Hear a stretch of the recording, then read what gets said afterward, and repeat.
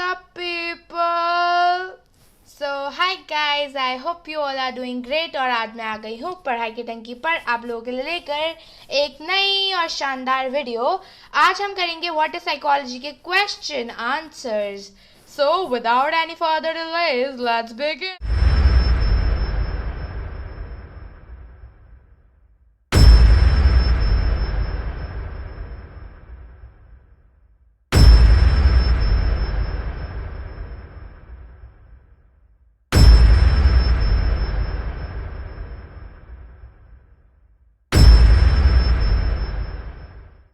तो गाइज अब हम शुरू करते हैं। What is behaviour, give examples of overt and covert behaviour. ये हमारा आज का सबसे पहला सवाल है। तो यार इस क्वेश्चन के लिए ना आपको सबसे पहले बिहेवियर को डिफाइन करना पड़ेगा। बिहेवियर की डेफिनेशन क्या है? Behaviour is a response or reaction to any stimuli from the environment or from any internal change. Behaviours may be simple or complex and overt or covert. अब देखो हमें क्या करना है। ओवर्ट और कोवर्ट बिहेवियर क्या होता है? Overt behaviour जो कि इजीली विजिबल हो, covert which can not be seen. अब इसका एग्जाम्पल देखो। ओवर्ट बिहेवियर आपको आराम से कुछ भी आप चीज़ देख सकते हो। मैंने आप पे एक पत्थर फेंका या एक तिनका फेंका, आपकी आंखें से ब्लिंक हुई है ना, ये एक ओवर्ट बिहेवियर हो गया। आपने किसी गर्म पतीले को छुआ, एकदम से हाथ आपने हटाया उससे, वो एक ओवर्ट बिहेवियर हुआ। आपको पता सामने वाला देखकर समझ जाएगा कि इसको गर्म लगा इसलिए इसने अपना हाथ हटा लिया। Examples of covert behaviour, twitching of hand muscles, कि आपने हल्का सा कुछ जर करा अपने हाथ को, ठीक है, while playing a game of chess. जब आपको ऐसे हल्का सा टेंशन हो जाती है ना, तो कभी कभार ये हो जाता है unknowingly. Pounding of heart during an interview, आप एक इंटरव्यू में गए, आप नर्वस हो, आपका दिल धड़क रहा है, किसी को सामने वाले को नहीं पता चलेगा आपका दिल धड़क रहा है। इवन आप सोचोगे ट्विचिंग ऑफ हैंड मसल्स, अगर मैं अपना हाथ से जर करूँगी तो सामने वाले को दिख जाएगा, हल्का सा झटका दूंगी अपने हाथ को, सामने वाले को दिख जाएगा। हाँ वो दिख जाएगा, बट उसको ये नहीं पता चलेगा ना that why you doing it. लोग इसलिए भी करते हैं बिकॉज उनका हाथ में दर्द हो रहा है। उसमें इसलिए लिखा है playing a game of chess, क्योंकि आपको टेंशन हो रही है, you are not ready about your next move, है ना, इसलिए भी होता है। या फिर कभी कभार होता है ना कि आप ऐसे बैठे बैठे अपने पैसे ला रहे हो because you tensed. Second question, how can you distinguish scientific psychology from the popular notions about the discipline of psychology. याद है हमने पढ़ा था popular notions about the discipline of psychology, है ना। देखो साइंटिफिक साइकोलॉजी क्या है और पॉपुलर नोशंस अबाउट साइकोलॉजी क्या है, हम एक एक करके पढ़ेंगे। साइंटिफिक साइकोलॉजी साफ सुथरे शब्दों में हमें बताती है कि कैसे साइकोलॉजी साइंटिफिक स्टडी पे बेस्ड है ना। हर साइकोलॉजिकल फिनोमेना का कोई ना कोई साइंटिफिक बेस है, ये हमारा सबसे पहला पॉइंट है। और पॉपुलर नोशन क्या कहता है? It uses common sense knowledge to understand behaviour, है ना। हम कॉमन सेंस नॉलेज का यूज़ कहीं नहीं करते, ना कि सोशियोलॉजी में करते, ना ही साइकोलॉजी में करते हैं, ठीक है।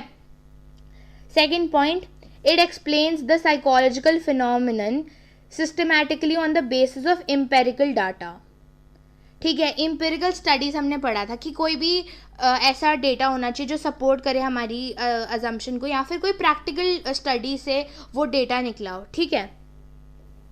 बेसिकली ट्राइड एंड टेस्टेड, यहाँ पर ये समझ लो ट्राइड एंड टेस्टेड।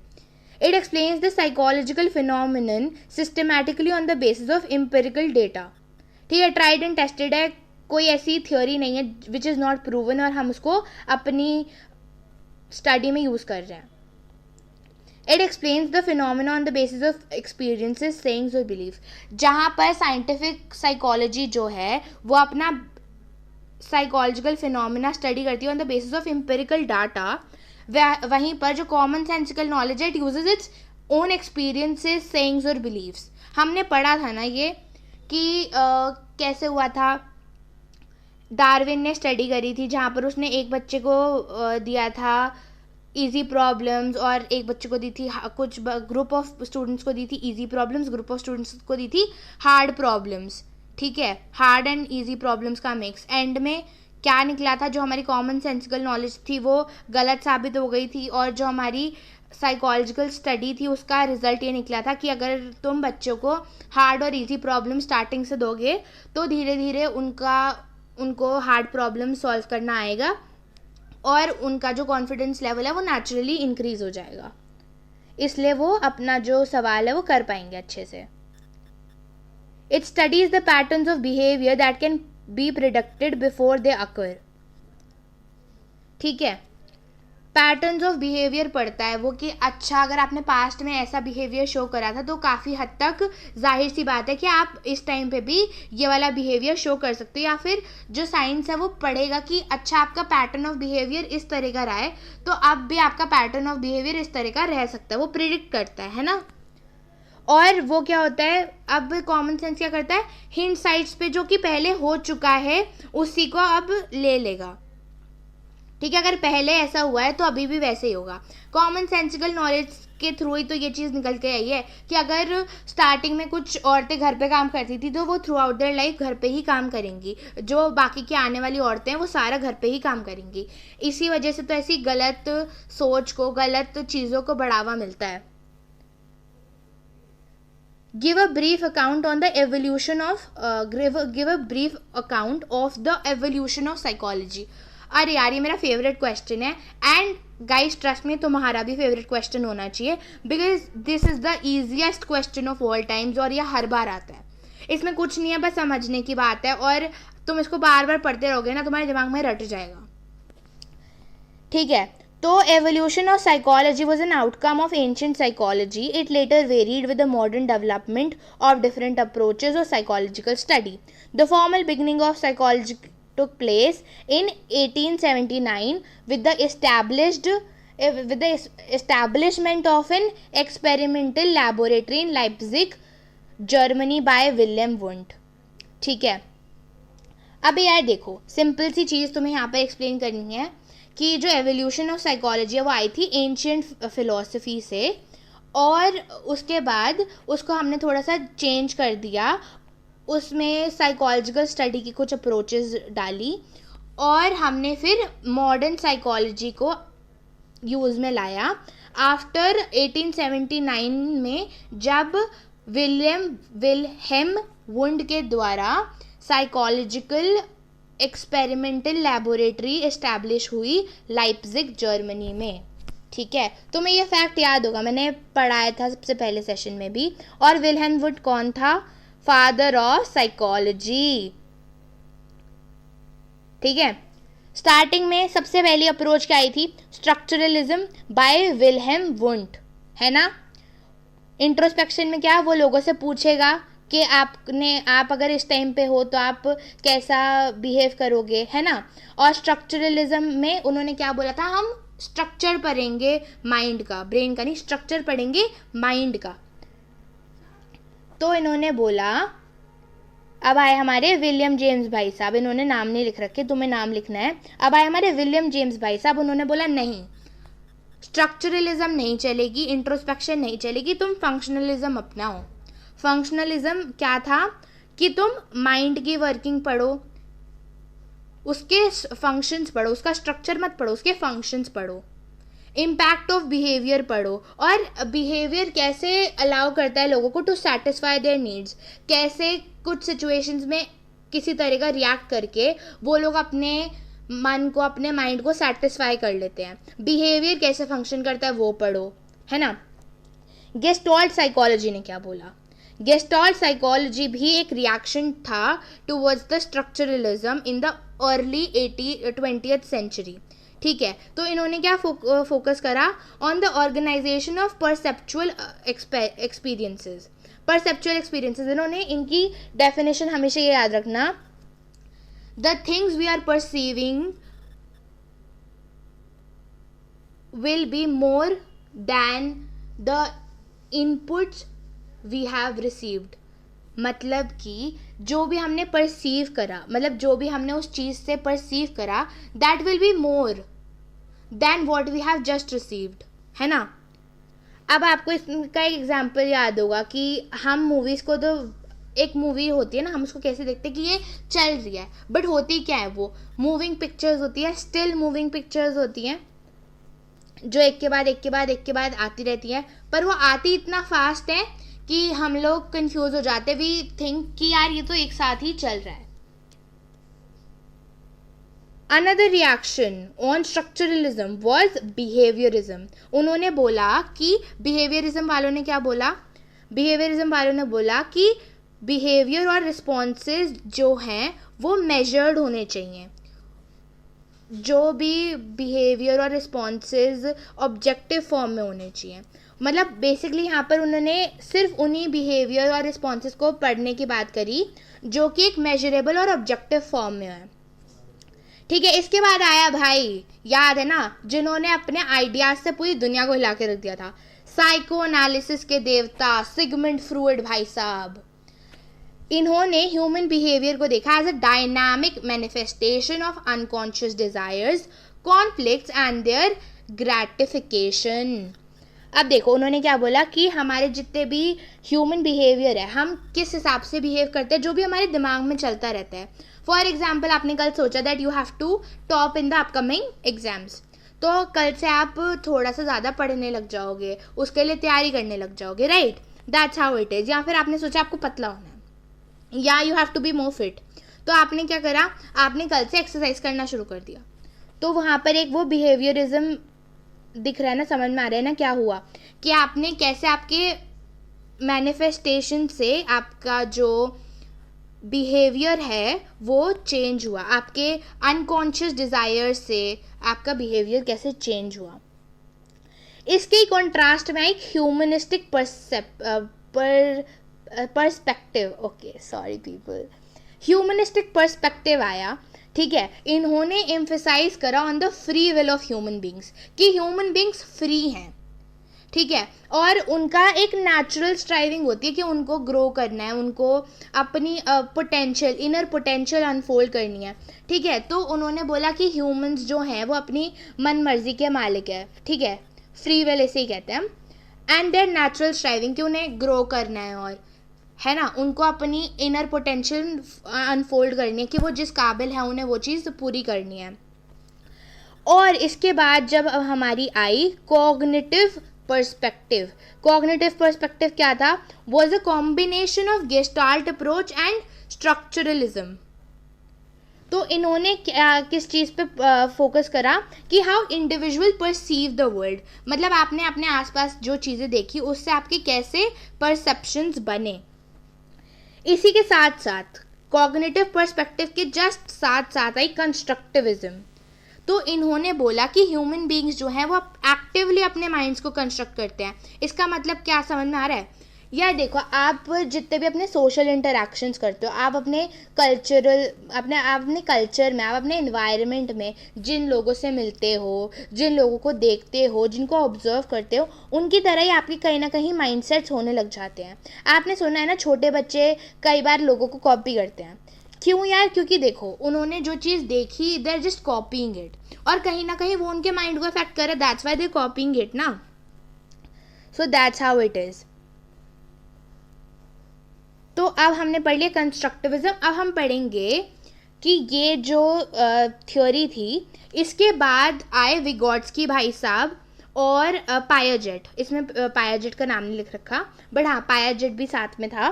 तो पायाजेट ने बोला कि human mind develops through social and cultural processes in which the mind is perceived as culturally constructed by joint interaction between children and adults.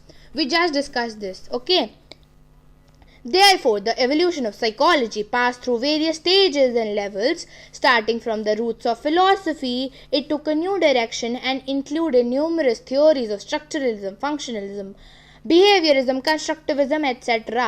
However, in a contemporary era, the discipline of psychology has grown into scientific disciplines which deal with various processes underlying human experiences and behaviors.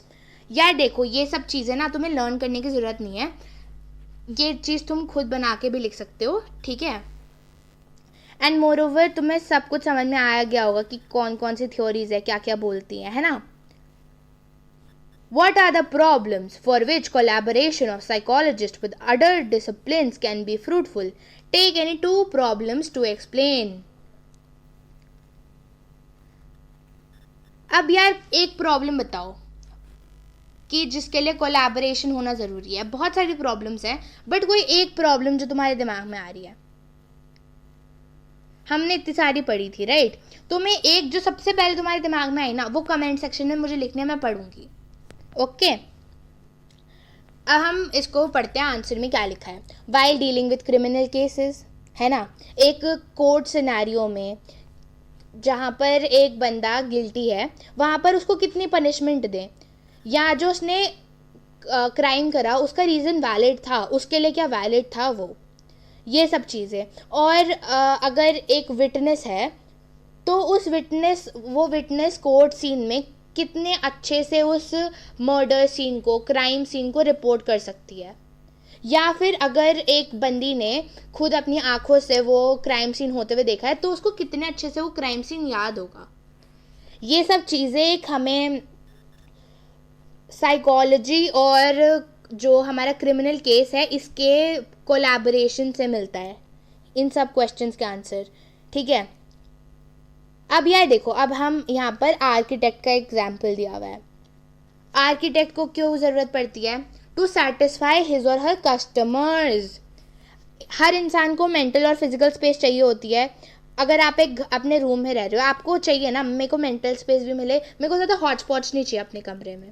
ठीक है, I need everything to be well organised, not my books, but हाँ ठीक है, बाकी सब चीज़ें जो कि मेरा फर्नीचर है वो सब चीज़ें तो एटलीस्ट वेल ऑर्गेनाइज्ड होनी चाहिए ना। मेरे रूम की वॉल्स का कलर ऐसा होना चाहिए कि जब मैं सुबह उठूँ आई फील नाइस, फ्रेश, है ना। तो इस चीज़ के लिए जो आर्किटेक्ट होते हैं या इंजीनियर्स होते हैं, उनको लोगों को ऐसी मेंटल और फिजिकल स्पेस प्रोवाइड करनी पड़ती है। तो बेसिकली उनको लोगों के माइंड के बारे में जानना है लोगों को, तभी तो मेंटल और फिजिकल स्पेस कैसे फील होगी, वही सब चीज़ें। तो वहाँ पर भी साइकोलॉजी का और आर्किटेक्ट और इंजीनियरिंग का कोलैबोरेशन हम देख सकते हैं। Differentiate between a psychologist and a psychiatrist and a counselor and a clinical psychologist. अच्छा, okay. So we need to first describe the difference between a psychologist and a psychiatrist. Then it is a separate question. Counselor and a clinical psychologist. ठीक है. Differentiate between psychologist and a psychiatrist. जो psychologist होता है वो deal करता है with psychological phenomena. ठीक है, कौन से साइकोलॉजिकल फिनोमिना? कोई से भी साइकोलॉजिकल फिनोमिना आप ले लो। ठीक है, तो बेसिकली साइकोलॉजिस्ट का काम होता है रिसर्च करना, स्टडीज़ करना। लेकिन जो हमारे साइकियाट्रिस्ट होते हैं ना, वो लोगों की मेंटल प्रॉब्लम से डील करते हैं। साइकोलॉजिस्ट का काम क्या होता है? रिसर्च करना, एक्सपेरिमेंट्स कंडक्ट करना, वगैरह वगैरह। ठीक है, लेकिन साइकियाट्रिस्ट लोगों से डील करते हैं।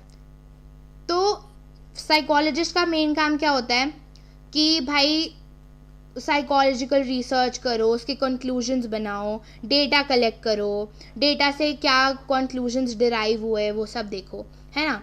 और साइकियाट्रिस्ट क्या करते हैं? As psychiatrist study the causes, treatment and prevention of psychological disorders. Basically उसका लोगों से काम होता है, लोगों को क्या दिक्कत हो सकती है, लोगों को साइकोलॉजिकल डिसऑर्डर्स हो सकते हैं, तो वो उनका ही कॉजेज, क्या कॉज है, ट्रीटमेंट कैसे ठीक हो सकता है, और आगे लाइफ में प्रिवेंशन, वो सब चीज़ें वो लोग पढ़ते हैं।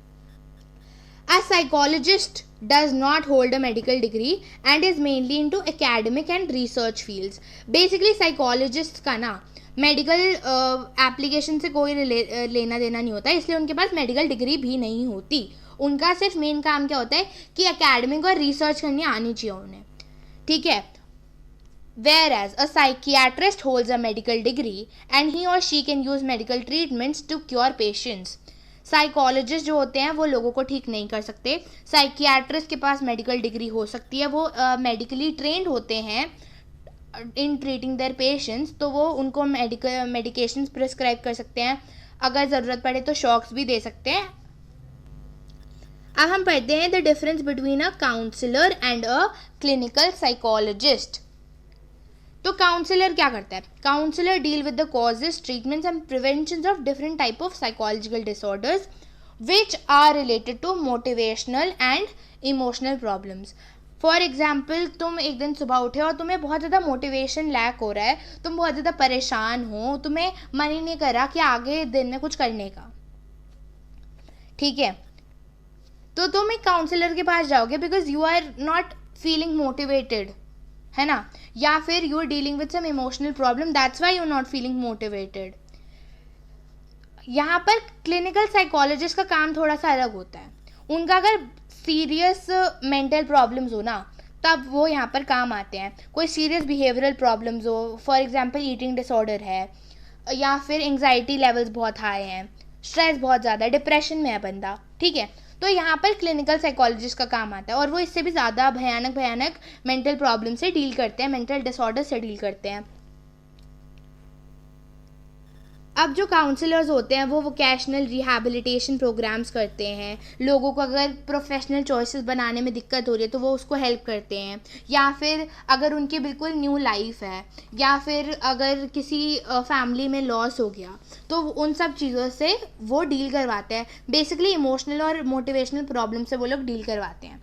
वेयर एज जो क्लिनिकल साइकोलॉजिस्ट होते हैं वो कंडक्ट करते हैं इंटरव्यूज़, एडमिनिस्टर करते हैं कि आपकी साइकोलॉजिकल प्रॉब्लम क्या है ना, और फिर वो टेस्ट भी करते हैं अलग अलग तरीक़ों से कि प्रॉब्लम क्या है, क्योंकि प्रॉब्लम्स बहुत ज़्यादा सीरियस होती है ना. A counsellor deals with different types of psychological disorders in everyday life of a patient, whereas a clinical psychologist deals with specific and complicated psychological disorders. भाई देखो, counsellor psychologist can go from your school की teacher who deals with problems of students to anyone who's sitting in a corporate firm listening to their employees कि भाई हाँ बताओ आपको क्या problem है, why are you not able to work, है ना. इस सब से लेकर कुछ भी हो सकता है. लेकिन क्लिनिकल साइकोलॉजिस्ट क्या करते हैं, उनका मेन काम क्या होता है, deals with specific and complicated psychological disorders. मतलब कुछ नेम्स होते हैं साइकोलॉजिकल डिसऑर्डर्स के, वो सिर्फ उन्हीं से डील कर सकते हैं. उनकी जो प्रॉब्लम्स होती है they are much more complicated in nature than are routine problems that the counsellors had to deal with. Question 6. Describe some of the areas of everyday life where understanding of psychology can be put to practice. Some of the areas of everyday life where understanding of psychology can be put into practice are as follows. देखो, psychology जो होती है हमें help करती है to understand various personal problems. अगर आपकी family में कोई प्रॉब्लम है, मैरिज में कोई प्रॉब्लम है, या फिर आपके वर्क स्फीयर जो है, आपके काम करने की जगह, वहाँ पर कोई प्रॉब्लम है, ठीक है, और हमें वो हेल्प करती है टू डील लार्जर प्रॉब्लम्स जो कि हमारे को मे बी हमारी कम्युनिटी से कोई दिक्कत है, हमारी कम्युनिटी कुछ ऐसे नॉर्म्स प्रैक्टिस कर रही है which I personally feel is not correct, है ना, या फिर सोसाइटी में कुछ ऐसे नॉर्म्स है, रेगुलेशंस है जिसको जो मेरे को लगता है कि गलत है ना. सेकेंड पॉइंट हमें बताता है कि कैसे एक इंडिविजुअल अपने आप को सुधार सकता है साइकोलॉजी की मदद से. हमने कोई एग्जांपल देखा था ना कि अगर आप ओवर कॉन्फिडेंट हो या आप अंडर कॉन्फिडेंट हो, तो how can you maintain a perfect balance between over confidence and confidence, right, between over confidence and under confident. तो अब अगर हम देखें तो ये चीज़ हमें कहीं ना कहीं हेल्प भी करती है अपने एवरीडे चैलेंजेस से लड़ने में, है ना. फॉर एग्जाम्पल आपको समझ में नहीं आ रहा, आपको मोटिवेशन चाहिए काम करने के लिए, अपना स्कूल का असाइनमेंट ख़त्म करने के लिए, पढ़ने के लिए, ठीक है, तो उसमें भी वो आपको हेल्प करेगा. या फिर आपको अपने आप से एक एक्सपेक्टेशन है that you want to top this year, तो वो पर्सनल एक्सपेक्टेशंस को भी फुलफिल करने में हेल्प करती है आपकी साइकोलॉजी, ठीक है. और psychology, understanding of psychology further helps in analysing various social, economic and political problems, ठीक है. अब देखो, क्योंकि कोई भी प्रॉब्लम होती है, या फिर देखो सोशल है वो भी लोगों से रिलेटेड है, इकोनॉमिक है मनी लोगों से रिलेटेड है कहीं ना कहीं, पॉलिटिकल प्रॉब्लम्स लोगों से रिलेटेड है. और साइकोलॉजी क्या हेल्प करती है हमें, साइकोलॉजी ह्यूमंस को समझने में मदद करती है, उनके बिहेवियर्स को समझने में मदद करती है. तो कहीं ना कहीं ये प्रॉब्लम्स को समझने में, उनका कॉज समझने में हेल्प करेगी हमें, और उसका सल्यूशन भी कि इसका कॉज क्या है, और अगर हम इसको सॉल्व करना चाहते हैं तो उसका सल्यूशन क्या हो सकता है. हम इंडिविजुअल लेवल पे भी सोच सकते हैं, कलेक्टिव लेवल पे भी सोच सकते हैं. लोगों से मिलजुल कर, लोगों का पॉइंट ऑफ व्यू समझ कर, अपना पॉइंट ऑफ व्यू को समझा कर हम कोई प्रॉब्लम अराइज हुई हो उसको सॉल्व कर सकते हैं. फर्दर मोर हमारा जो फोर्थ पॉइंट है वो हमें बताता है कि कैसे कॉज ऑफ वायलेंस समझने में भी हेल्प कर सकते हैं. देखो, वायलेंस कौन करते हैं? लोग करते हैं, ठीक है. तो लोगों का पॉइंट ऑफ व्यू समझने के लिए कि उन्होंने वायलेंस क्यों करी. कोई दंगा था, रिलीजियस के नाम का दंगा था, रिलीजियस राइट था कोई, तो उसको भी समझने में हेल्प करेगा. कोऑपरेशन कैसे इस्टेब्लिश कर सकते हैं उसको भी समझने में हेल्प करेगा, ठीक है. और ये कहीं ना कहीं हमें वाइज भी बनाएगा. अब क्योंकि खुद सोच के देखो ना, हम अगर ये समझ पा रहे हैं कि एक बंदे ने ये प्रॉब्लम क्यों शुरू करी, ठीक है, तो हमें पता चल जाएगा ना कि उस चीज़ से ये वायलेंस हुआ, ये चीज़ गलत थी, या जो ये कॉज था ये नहीं होना चाहिए था. तो it will make us wise. हम अपने फ्यूचर में कभी वो गलती नहीं करेंगे जो उसने करी थी.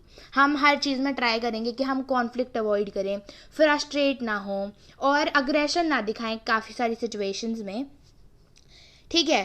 तो लास्ट पॉइंट हमारा इस आंसर का है, psychological analysis also helps in decision making for various phase and cultivating healthy life styles, ठीक है.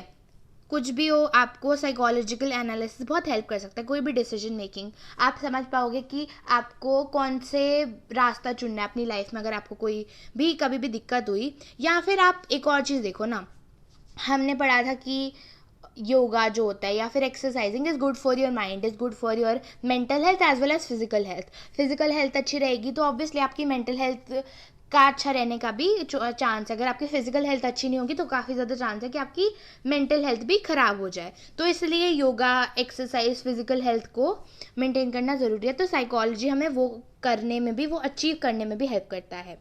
Therefore, the understanding of psychology enables a person to build stronger relationships at community level and improves the strength at individual level in order to meet daily challenges and obstacles. How can knowledge of the field of environmental psychology be used to promote environmental friendly behavior? देखो, environmental psychology helps to promote environment friendly behavior because वो interaction समझता है between physical factors such as temperature, humidity, pollution, natural disasters on human behaviour. भाई देखो, हमें गर्मी लगेगी, हम इरिटेट होंगे, पोल्यूशन होगा, हमारी हेल्थ ख़राब होगी, या फिर हमारा जो चेस्ट में कंजेशन हो जाएगा, है ना, उसकी वजह से हमारी मेंटल हेल्थ पे भी इफेक्ट पड़ेगा. एंड मोर ओवर जो नेचुरल डिज़ास्टर्स होते हैं उससे कितना ज़्यादा डिस्ट्रक्शन होता है. फॉर एग्जांपल, बाढ़ में किसी का फाइनेंशियल रिसोर्सेज जो है उसको नुकसान हो गया, तो ऑब्वियसली उससे उसका मेंटल उसका बिहेवियर भी चेंज होगा, उसकी मेंटल कंडीशन हो सकता है ख़राब हो जाए उससे. तो ये चीज़ हम समझ सकते हैं through environmental psychology. So guys, हमारा सेकेंड पॉइंट जो है वो एनालाइज करता है the influence of physical arrangement at work place. ठीक है, आपके फिजिकल अरेंजमेंट्स आपके वर्क प्लेस पे, उसका इन्फ्लुएंस क्या हो सकता है आपके हेल्थ पर. फॉर एग्जांपल, वो जगह क्लीन है, बहुत ज़्यादा साफ़ है और आपको अच्छा फील करवा रही है, तो ऑब्वियसली वो प्लेस आपको हेल्दी रखेगी. पर अगर आपकी जो जगह है वो ख़राब है, गंदी है, अच्छे से प्रॉपर सैनिटेशन फैसिलिटीज़ नहीं है वहाँ पर, तो ऑब्वियसली ना आपकी हेल्थ तो ख़राब हो जाएगी. पानी साफ़ नहीं आता, आपकी हेल्थ ख़राब हो जाएगी. इमोशनल स्टेट अगर आपके वहाँ पर रिलेशन सबके साथ अच्छे हैं, आपको काम करने में मज़ा आ रहा है वहाँ का, और आपके जो आपके कलीग्स हैं वो आपके रिस्पेक्ट करते हैं, तो आपको भी अच्छा लगेगा. लेकिन वहीं अगर आपके जो कलीग्स हैं वो आपके रिस्पेक्ट नहीं करते, आपका काम आपको पसंद नहीं आता एंड स्टफ लाइक दैट, तो आपकी इमोशनल स्टेट कहीं ना कहीं एक ख़राब हो जाएगी, आपको अच्छा नहीं लगेगा, आपको दुख होगा I mean. And interpersonal relations of the individual, आपके कलीग्स के साथ, इंडिविजुअल्स के साथ रिलेशनशिप्स, आपके बॉस के साथ, है ना. अब देखो, जितने भी इन्वायरमेंट डिग्रेडेशन वाली चीज़ें होती है, जैसे disposal of waste, population explosion जो हो रहा है जिसकी वजह से the development cannot keep pace with the population growth, conservation of energy, ये सारी चीज़ें हम करते हैं, है ना. या फिर जितने भी इन्वायरमेंट के लिए ख़राब चीज़ें हो रही है वो भी हम कर रहे हैं, और हम ही लोग हैं जो इसको सेव भी कर रहे हैं. We all are human beings. ठीक है, तो हमारा कि हम एनर्जी को कैसे कंजर्व कर रहे हैं वो भी ह्यूमन बींग्स के बिहेवियर पे डिपेंड करता है. और हम कितना वेस्ट डिस्पोज कर रहे हैं, हम कितना हार्म कर रहे हैं अपने एनवायरनमेंट को, वो भी ह्यूमन बींग्स के बिहेवियर पे डिपेंड करता है. तो देख रहे हो एक इन्वायरमेंट के और ह्यूमन बींग्स के बीच का रिलेशनशिप, ह्यूमन बींग्स के बिहेवियर का relationship. Thus, an understanding of human behavior in relation to environment generates awareness and inculcates safe environment practices. ठीक है, नॉट ओनली दिस कि हम लोग अवेयरनेस क्रिएट करते हैं, हम सेफ इन्वायरमेंटल प्रैक्टिसेस के बारे में लोगों को बताते हैं, but only we are the ones ना जो गंदगी फैला रहे हैं या फिर जो इन्वायरमेंट को डिग्रेडेशन हो रहा है उसमें मेजर प्रोपोर्शन ह्यूमंस के थ्रू ही हो रहा है ना. Question 8. In terms of helping solve an important social problem such as crime, which branch of psychology do you think is most suitable? Identify the field and discuss the concern of psychologists working in this field. या देखो, social problem की बात है तो social psychology will be the most suitable for the purpose of solving social problem such as crime. तो यार social psychology का काम क्या है? वो एक्सप्लोर करती है लोगों के थॉट प्रोसेस को और स्टडी करती है कि जो हमारी सोशल इन्वायरमेंट है वो उनको कैसे इन्फ्लुएंस कर सकता है, या फिर अगर कोई इंसान क्राइम कर रहा है तो कौन सा ऐसा सोशल इन्वायरमेंटल फैक्टर है जिसने उसको ये काम करने पे मजबूर करा है, या फिर क्या इन्फ्लुएंस करा है उसको ये काम करने के लिए. ठीक है, तो सोशल साइकोलॉजिस्ट जो होते हैं वो कंसर्न्ड होते हैं with the topic like attitudes, conformity and obedience to authority. हमने पहले भी बात करी थी कि आप अपनी अथॉरिटीज़ की कितनी बात सुनते हो. अगर हम एक अडल्ट की बात करें तो एक अडल्ट के लिए वो होगा कि मेरी गवर्नमेंट मुझसे क्या कहती है, वो उसकी एक सुप्रीम अथॉरिटी होगी, है ना. उसके बाद हो सकता है उसका बॉस हो जिस भी फॉर्म में वो काम कर रहा है. इंटरपर्सनल अट्रैक्शन, हेल्पफुल बिहेवियर कि हम लोगों की कितनी हेल्प करते हैं, prejudice, aggression, social motivation and inter group relation कि अगर कोई दूसरा ग्रुप है, फॉर एग्जांपल एक आउटकास्ट ग्रुप है, तो मेरा उसके साथ क्या रिलेशन है, या मैं जिस ग्रुप में बिलोंग करता हूँ मेरा अपने ग्रुप मेंबर्स के साथ क्या रिलेशन है. So guys, that is it for today. अब हम चलते हैं और अब हम मिलेंगे नेक्स्ट वीडियो में. Till then stay safe and keep watching पढ़ाई की डंकी. अगर आपने अभी तक पढ़ाई की डंकी को सब्सक्राइब नहीं करा है तो प्लीज़ कर दो, बिकॉज आने वाली हैं और भी ऑसम से भी awesome videos. So stay tuned.